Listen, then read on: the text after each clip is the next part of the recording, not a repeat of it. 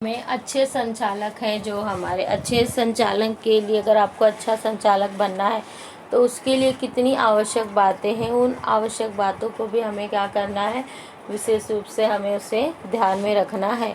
तो यहाँ पे बताया गया है कि अच्छे संचालन के लिए क्या है कि वह अच्छी तैयारी करे। वर्तमान समय में संगीत संध्या, बर्थडे पार्टी या अन्य मंची कार्यक्रम के लिए मंच संचालन आवश्यक हो गया है। मैंने भी इस तरह के अनेक कार्यक्रम के लिए सूत्र संचालन किया है। जिस तरह का कार्यक्रम हो, तैयारी भी उसी के अनुसार करनी होती है। मैं भी सर्वप्रथम यह देखता हूँ कि कार्यक्रम का स्वरूप क्या है। अभी यहाँ पे बताया गया है कि अच्छे मंच संचालन के लिए कौन कौन सी बातें हमें जानकारी रखनी चाहिए, क्योंकि वर्तमान समय में संगीत संध्या यानी कि क्या होता है, गाने के लिए क्या हो रहा है, हमें बहुत सारी चीज़ें ऑर्गेनाइज हो रही हैं। बर्थडे पार्टी पे भी ज़रूरत होती है और अन्य मंचों पे भी क्या होते हैं, मंच संचालन की ज़रूरत पड़ती है। और इसी तरह से लेखक ने भी क्या किया, बहुत सारे कार्यक्रम का इन्होंने भी सूत्र संचालन किया है।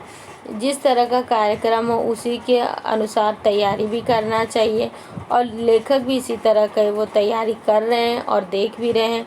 कार्यक्रम का स्वरूप क्या है,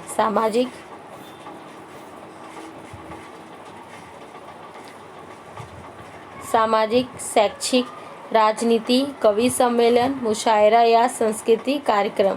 फिर उसी के रूप में कार्यक्रम का संहिता लेखन करता हूँ, जिसके लिए कड़ी साधना व सतत प्रयास आवश्यक है। कार्यक्रम की सफलता सूत्र संचालक के हाथ में होती है। वह दो व्यक्ति, दो घटनाओं के बीच कड़ी जोड़ने का काम करता है। इसलिए संचालक को चाहिए कि वह संचालन के लिए आवश्यक तत्वों का अध्ययन करें। अभी यहाँ पे है कि जो कार्यक्रम है उन कार्यक्रम रूप को हमें क्या करना है, विशेष रूप से हमें उसके बारे में पहले जानकारी प्राप्त करना है। जैसे कि हमें कहा बर्थडे के लिए भी हो रहा है, संगीत के लिए भी हो रहा है, यानी कि हर एक चीज़ में, वेडिंग के लिए भी देखो तो उसमें भी, यानी हर एक चीज़ में सूत्र संचालन क्या हो रहा है, हर एक जगह सब क्या कर रहे हैं, वो बढ़ चढ़ के वो भाग ले रहे हैं। तो इसमें जैसे कि मैंने पहले भी कहा है कि आप अपने कैरियर का भी चुनाव कर सकते हो, आप इसे कैरियर भी आसानी से बना सकते हो। तो सूत्र संचालन आपको जिस चीज़ में करना है, जैसे शैक्षिक एजुकेशन में करना है, राजनीति में करना है, या कवि सम्मेलन में, या मुशायरा या सांस्कृतिक कार्यक्रम में, तो उसी के अनुसार फिर क्या करता है, आपको पूरा लिखना पड़ता है कि आपको कैसे कैसे बोलना है, कब कौन सी बातें बोलना है, कब क्या शायरी बोलनी है, कब क्या गाना बोलना है। तो वो सारी चीज़ें आपको पहले तैयार करना पड़ता है और इसके लिए आपको कड़ी साधना की आवश्यक होती है। बिना ये प्रयासों से वह साधना आपकी पूरी नहीं होती है। कार्यक्रम की सफलता सूत्र संचालन के हाथ में होती है, यानी कार्यक्रम कितना सफल हुआ है, कितना नहीं हुआ है, सूत्र संचालन का उसमें पूरा क्रेडिट जाता है। तो वह दो व्यक्ति, दो घटनाओं को जोड़ने का काम करती है, यानी कि जो कार्यक्रम हो रहा है उन कार्यक्रम को श्रोताओं के साथ में जोड़ने का बहुत ही अच्छी तरह से वो क्या करती है, वह काम करती है। इसलिए संचालन को चाहिए कि वह संचालन के लिए जो भी आवश्यक बातें हैं, किन किन चीज़ों के बारे में हम उसके जानकारी प्राप्त होनी चाहिए, उसका वह अध्ययन वह जरूर करे। सूत्र संचालन के लिए कुछ महत्वपूर्ण गुणों का भी होना आवश्यक है। अभी अच्छे सूत्र संचालन के लिए क्या ज़रूरी बातें हैं वो हम देख लिए। अब अच्छे सूत्र संचालन में क्या गुण होने चाहिए वो भी हम देख लेते हैं। पहला आवश्यक बातें हैं, हंसमुख स्वभाव रहना चाहिए, हाजिर जवाबी रहना चाहिए, विविध विषयों का ज्ञाता होने के साथ साथ उसका भाषा पर प्रभुत्व होना आवश्यक है। कभी कभी किसी कार्यक्रम में ऐन वक्त पर परिवर्तन होने की संभावना रहती है। यहाँ सूत्र संचालन के भाषा प्रभुत्व की परीक्षा होती है। पूर्व निर्धारित अतिथि का न आना, यदि आ भी जाए तो उनकी दिन भर की कार्य व्यस्तता का विचार करते हुए कार्यक्रम पत्रिका में संशोधन सुधार करना पड़ता है। आयोजकों की ओर से अचानक मिली सूचना के अनुसार संहिता में परिवर्तन कर संचालन करते हुए कार्यक्रम को सफल बनाना ही सूत्र संचालन की विशेषता होती है। अब हम यहाँ पे आते हैं अच्छे सूत्र संचालन के कुछ महत्वपूर्ण बातें। उससे पहले तो सबसे बातें उसमें गुण होनी चाहिए कि वो उसका स्वभाव हंसमुख होना चाहिए।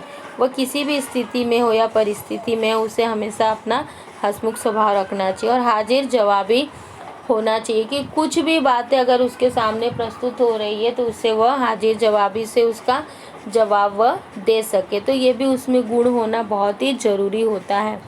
विविध विषयों का ज्ञाता हो, यानी कि उसे बहुत सारे विषयों का नॉलेज भी होना चाहिए और इसके साथ साथ उसका क्या है, भाषा पे प्रभुत्व भी होना आवश्यक है। यानी वो जो भाषा बोल रहा है उस पर उसका फुल रूप से कमांड होना चाहिए और वह अच्छा वक्ता भी होना चाहिए कि वह क्या कर रहा है, वह उसे प्रस्तुत करने में उस सहायक हो सके। कभी कभी क्या होता है, ऐन वक्त में कार्यक्रम में परिवर्तन लाना पड़ता है, यानी जो मेन होस्ट हैं, जो आ रहे हैं, अतिथि हैं, जो वो क्या करते हैं, वो लेट आते हैं। तो लेट आने के बाद जो आपने जो लंबी चौड़ी जो सूची बनाई रहती है उसे हमें सॉर्ट करना पड़ता है। तो उसमें भी आपको किस चीज़ों को कितना कम समय देना है, कितना कम टाइम देना है, तो वो भी एडजस्टमेंट करने आपको आना चाहिए कि हमें किस तरह से अपनी समय सारणी को क्या करना है, कम करना है। तो इसका भी आपको विशेष रूप से ध्यान रखना चाहिए। जो अतिथि हैं कभी कभी क्या होते हैं, वो नहीं आते, अगर आ भी जाए तो उनकी दिन भर की व्यस्तता इतनी है कि वो थोड़े समय के लिए आते हैं उस कार्यक्रम में, फिर उन्हें जल्दी से क्या होता है, उनको उस कार्यक्रम से जाना पड़ता है। तो ये बातें भी क्या करना पड़ता है, वो ध्यान में रखना पड़ता है। आयोजकों की ओर से अचानक मिली सूचना के अनुसार संहिता में परिवर्तन करना पड़ता है, यानी कि जो आयोजक है जो कर रहा है उसमें कभी कभी वो कुछ अपना अलग से हमें बता देता है कि ऐसे ऐसे करना है, ऐसा नहीं ऐसा करना है, फेरबदल करना है। तो जो आपने लिस्ट बनाई होती है कि कब क्या कहना है क्या नहीं, तो उसमें भी आपको क्या करना पड़ता है, उस कार्यक्रम में आपको भी संशोधन करना पड़ता है। तो वो भी विशेष रूप से जानकारी आपको, वो टैलेंट रहना चाहिए कि आप क्या कर सको, आप उसे कम कर सको। और कार्यक्रम को सफल बनाने का सूत्र संचालन की विशेषता होती है। कार्यक्रम कितना सफल हुआ है उसका पूरा सूत्र किसकी होती है, आपको उसको विशेषता को हाजिर करती है। किसी भी परिस्थिति में हो आपको हमेशा हंसमुख ही रहना चाहिए और हाजिर जवाबी रहना चाहिए, यानी कि प्रेजेंस ऑफ माइंड आपको इतना रखना है कि वहाँ से सवाल नहीं आया कि आपका जवाब आ जाए और वह जवाब आपको हंसमुख से देना हुआ होता है, ताकि वो जवाब थोड़ा टेढ़ा भी हो तो सामने वाले को बुरा ना लगे। हमेशा अपने चेहरे पे मुस्कान रखना पड़ता है। भाषा का ज्ञान होना बहुत ही ज़रूरी होता है। भाषा पे कमांड भी रखना आपका बहुत ज़रूरी होता है। कभी अतिथि ना आए तो किस तरह से एडजस्ट करना पड़ता है, क्या बोलना पड़े, और कभी लेट भी आते हैं और उन्हें जल्दी जाना होता है तो उसके बारे में भी आपको बताने की ज़रूरत होती है कि वह लेट क्यों आए, उनकी व्यस्तता कितनी है, वो किन किन क्षेत्रों में वो जाते रहते हैं और वह आते हैं तो फिर उनका कीमती समय हम वो इस कार्यक्रम को दे रहे हैं, तो वो भी उसके बारे में लोगों को क्या करना पड़ता है, हमें बताना पड़ता है। तो ये सारी चीज़ें भी सूत्र संचालन को क्या होनी चाहिए, आनी चाहिए। और ये सारी चीज़ें कभी कम आए तो अपनी जो उन्होंने लिस्ट तैयार की है, संहिता सूचना, उसको भी कम ज़्यादा करना, वो भी एडजस्ट करना आना चाहिए। ओवरऑल ये सारी बातों को ध्यान में रख के अगर आप सूत्र संचालन करते हो तो आप में और वो सूत्र संचालन सफल होता है तो सचमुच आप एक बहुत ही अच्छे सूत्र संचालन का कार्य क्या कर रहे हो, आप कर रहे हो। और इसके साथ साथ में काम करने के साथ साथ में उसका क्या कर रहे हो, उसे एक नया आयाम भी दे रहे हो।